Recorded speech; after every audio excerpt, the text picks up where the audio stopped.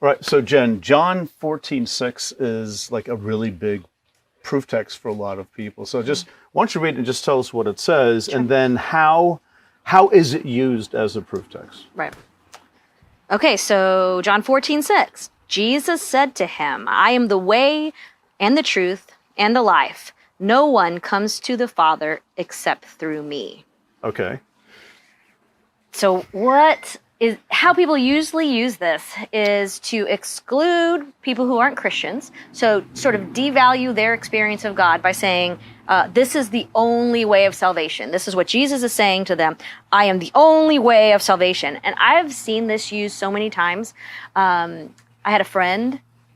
She was a very dear friend of mine. We grew up together in the Southern Baptist Church. And as she got older, she decided to convert to Judaism. And her family rejected her. Mm-hmm. And here she is, I'm worshiping God. I'm worshiping the same God I used to worship. And they said, but Jesus said, I am the way, the truth, and the life. That's the only way you can get, that's the only way that you can be saved. Meaning get to heaven. Meaning saved. Get to heaven. They were so sad and so afraid that she wasn't going to get to heaven. Okay. They started using this verse against her. And the problem with that is, the context here is not really about salvation. Yeah, talk about the context. How does this fit into so Jesus is with his disciples. He's giving them sort of last instructions before he leaves earth. He's encouraging them.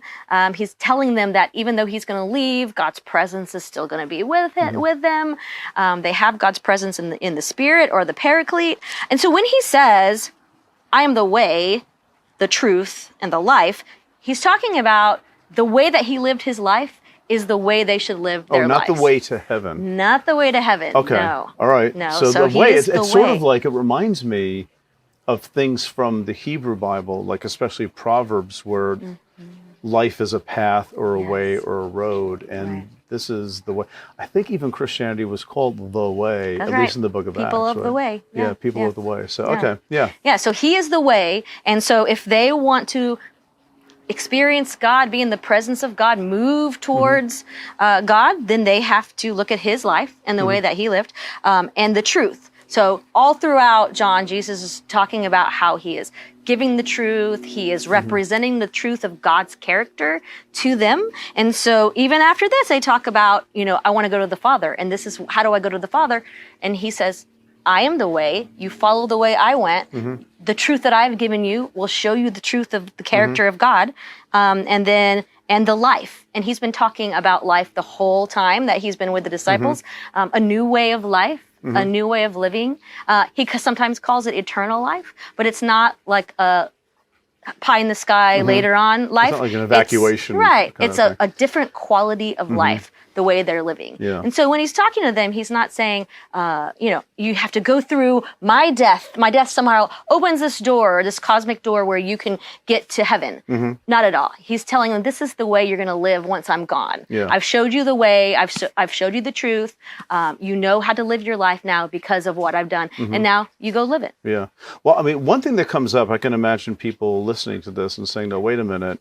Because Jesus doesn't say, I'm showing you the way. He says, I am the way. I am the truth. I am the life. So, I mean, is that like rhetorical flourish on the part of John's gospel? Or is there, I mean, how do you understand that? Yeah, absolutely. Because this is one of the 7 I am statements that Jesus makes. And so when he makes the statements like, I am the light of the world, or I am the bread of life, or things like that, he's talking about not just who he is as someone who reveals the character of God, but he's talking about what he does and what he says and how important it is for them to follow that. Right. So that's part of like John's whole structure theme. Kind of thing or theme, right? And so when people come to this verse and just pluck it out of this sort of brilliant scheme that he's had of the themes and all the metaphors. And isolate it. Isolate it. Right. Yeah. That's the problem. Completely wrong way to read John. Right. Completely wrong way to read So we have the passage. context of John as a whole, which is to be kept into account. Absolutely. And again, that's not a way of like getting out of the plain meaning. Right. It's a way of understanding and getting at,